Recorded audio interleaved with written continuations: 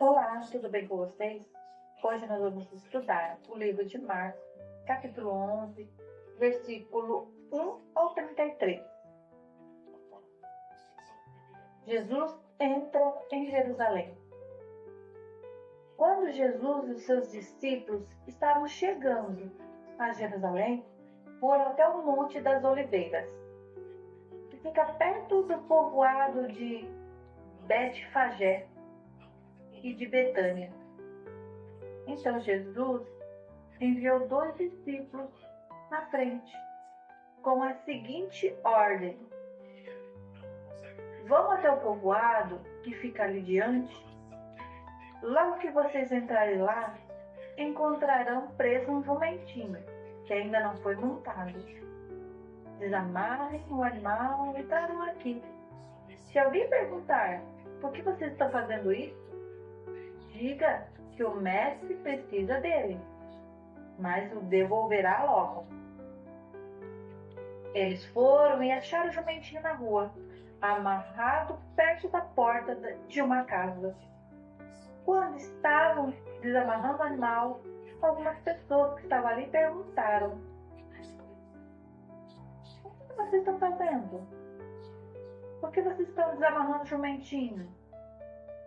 Eles responderam como Jesus havia mandado. Então, aquelas pessoas deixaram que os 2 discípulos levassem o animal. Eles levaram o jumentinho até Jesus e puseram as suas capas sobre o animal. Em seguida, Jesus montou.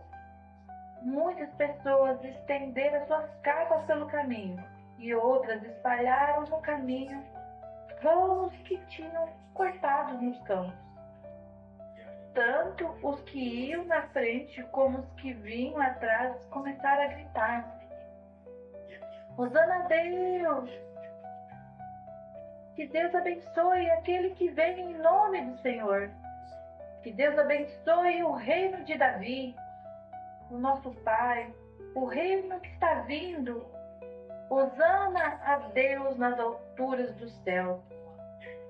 Jesus entrou em Jerusalém e foi até o templo e olhou tudo em redor. Mas, como já era tarde, foi para o povoado de Betânia com os 12 discípulos. Jesus e a figueira. No dia seguinte, quando eles estavam voltando de Betânia, Jesus teve fome. Viu de longe uma figueira cheia de folhas e foi até lá para ver se havia figos. Quando chegou perto, encontrou somente folhas, porque não era tempo de figos. Então disse à figueira: nunca mais ninguém coma das suas frutas. E os discípulos ouviram isso. Jesus no templo. Quando Jesus e os discípulos chegaram a Jerusalém, ele entrou no pátio do templo e começou a expulsar todos os que compravam e vendiam naquele lugar. Derrubou as mesas dos que trocavam dinheiro e as cadeiras dos que vendiam pombas. E não deixou ninguém atravessar o pátio do templo carregando essas coisas.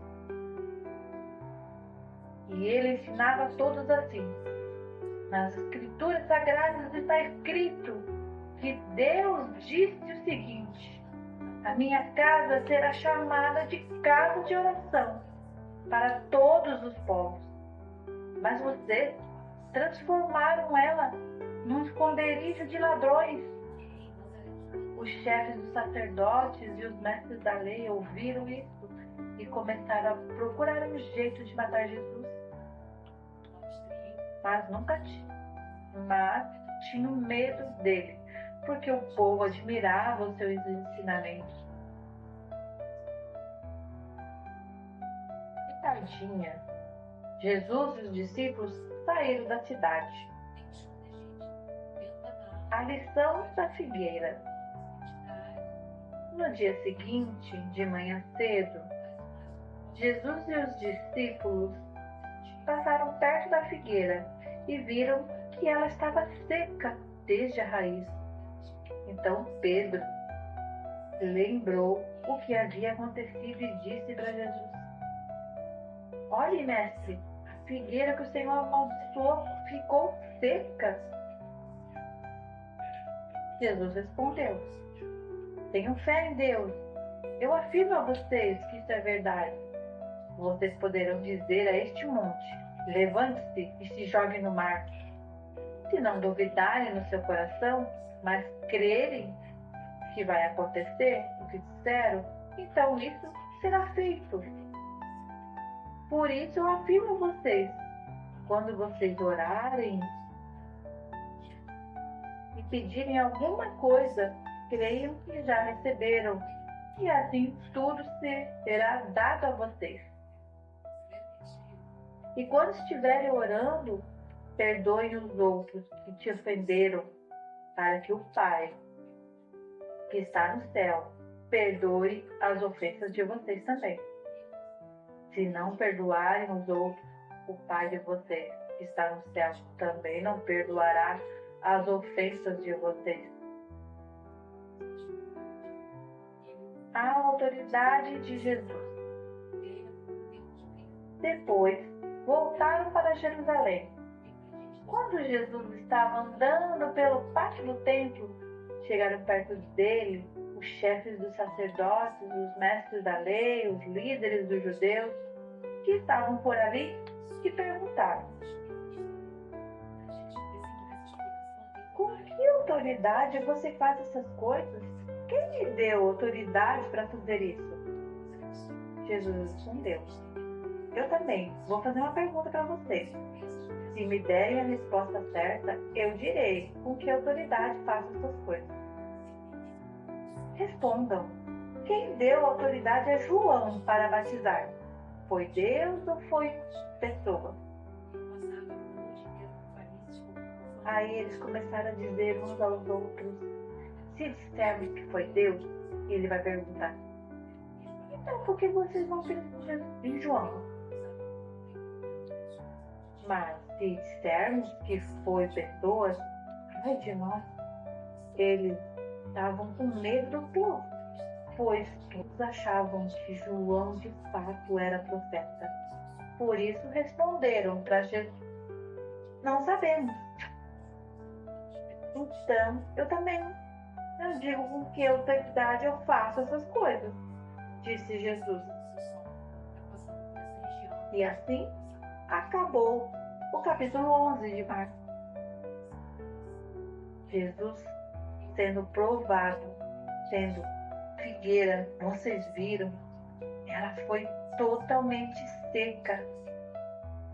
Quando Jesus sentiu fome, se aproximou achando que tinha figos e não tinha. Jesus declarou uma palavra e essa palavra aconteceu. A figueira morreu. E ele falou para os discípulos que se eles também falassem algo crendo que ia acontecer, literalmente isso vai acontecer. E com isso, o que a gente aprende? A gente aprende que as nossas palavras têm poder. Elas têm muito poder. E quando a gente declara algo para a nossa família, para o nosso marido, para a esposa, para filhos, para pai e mãe, a gente literalmente está declarando coisas no mundo espiritual e também no mundo real. Isso é muito poderoso. Nós precisamos entender o poder da nossa palavra e assim evitarmos de falarmos coisas erradas para as pessoas que amamos em momentos de tristeza, de mágoa. Nós precisamos aprender a medir o que iremos falar para os outros e declararmos com ousadia aquilo que Deus declara sobre nós e sobre a vida das pessoas. Que a gente aprenda cada vez mais quanto é poderoso o nome de Jesus. Deus abençoe a sua vida.